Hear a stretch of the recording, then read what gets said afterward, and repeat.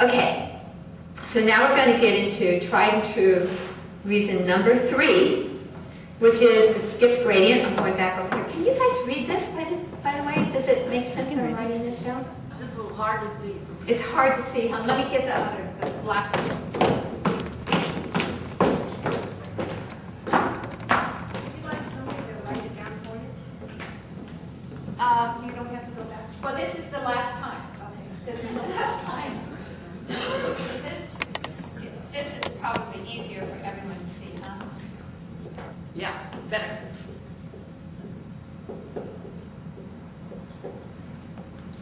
Okay.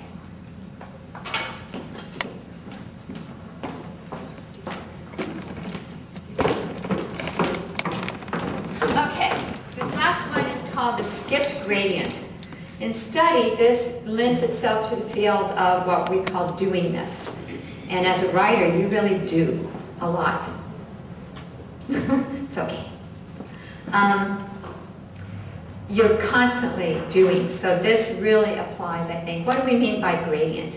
Gradient is a step-by-step approach. If I wanted to get to that board over there, I have to walk all the different steps to get there. The next time you're putting together some child's toy or some bicycle or something like that, and you just feel like frustrated, I can't do this. Again, there's physical phenomena that kind of go with this, with this particular barrier. You feel a little spinning, like you're kind of reeling, If you feel like that, you've got to skip gradient. Now, it applies in lots of different ways to writing. This is the one that bails me out every single time. So I'm going to spend a bit of time on this one. Skipped gradient means you've bypassed it. Do I have to? How much? Okay, good. Skipped gradient means that you've gone too fast, too soon. You've got your hero and heroine in bed, and they just barely met, or they don't know anything about each other. Maybe if you write erotica, you want that. I don't know. But for you and your story and how that's going, you've gotten somewhere too fast. You need to go back and fill in the steps. Okay? It'd be like, I used to have a little box drill that I would do for students. And what I would do is I'd send around these little directions to make a box. Okay? But I would omit one step. It doesn't even have to be big, just omit a step. No one could make that box go together. And so then you do the whole drill again with the step put in there, and suddenly you can make a box, paper.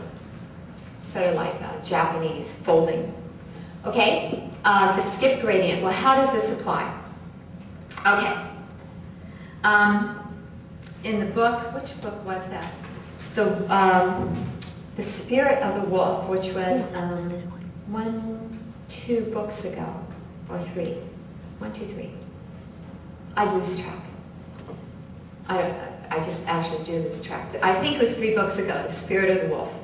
And I was writing away, and I got into the situation where the characters were like, we're not doing anything, Go ahead. Just ignore us. Go ahead.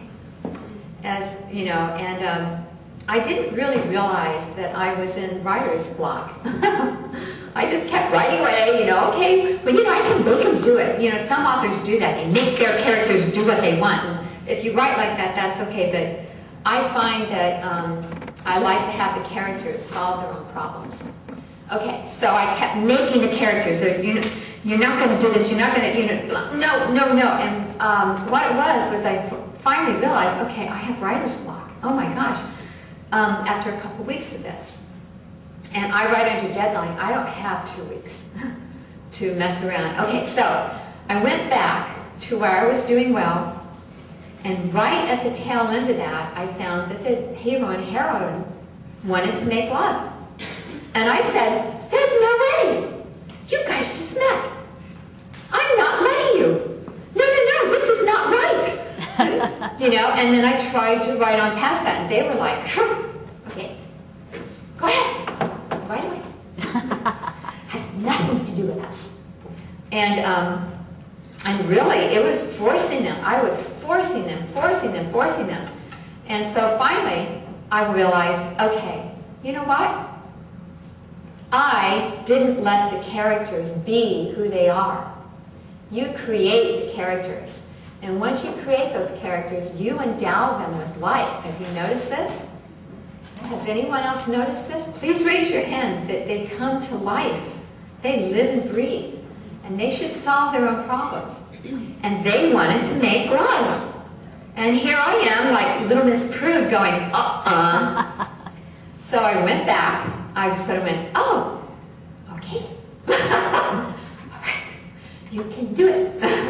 But what I did was I filled in the gradient. You see, it was out gradient for me. And I knew it was going to be out gradient for a reader. The characters were there, as so often happens in life. Have you noticed that in life? You can be walking down the street, hit by this, hit by that, the car, shock, all kinds of surprise. That's life, not a book. In a book, you have to take your reader. Your reader has to go with you step by step by step, because otherwise it becomes unreal. Now, you don't have to agree with me on this, but I'm just telling you that as a reader, if an author suddenly jumps ahead, she'll lose me.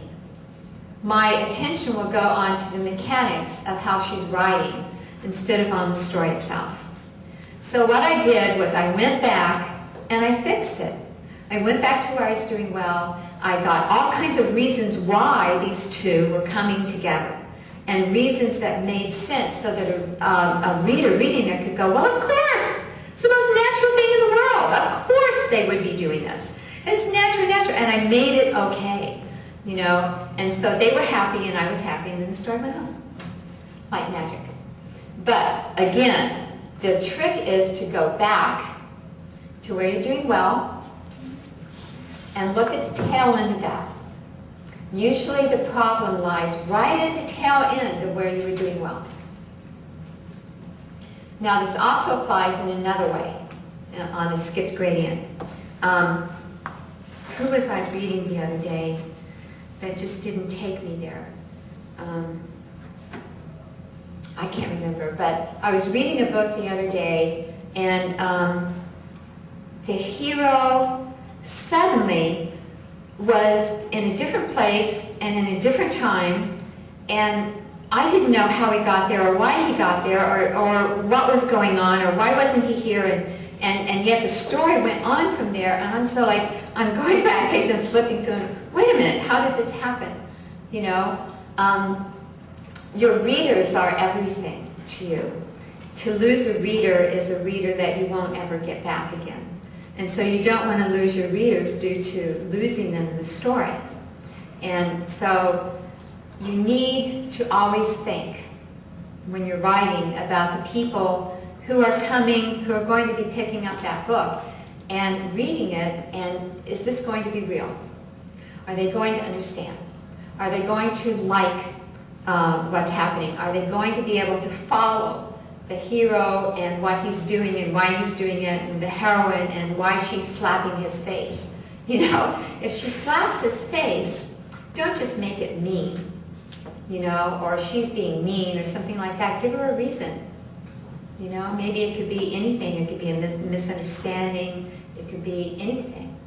But again, you have to go back. I know I'm going over and over this, so forgive me. You go back to where you're doing well.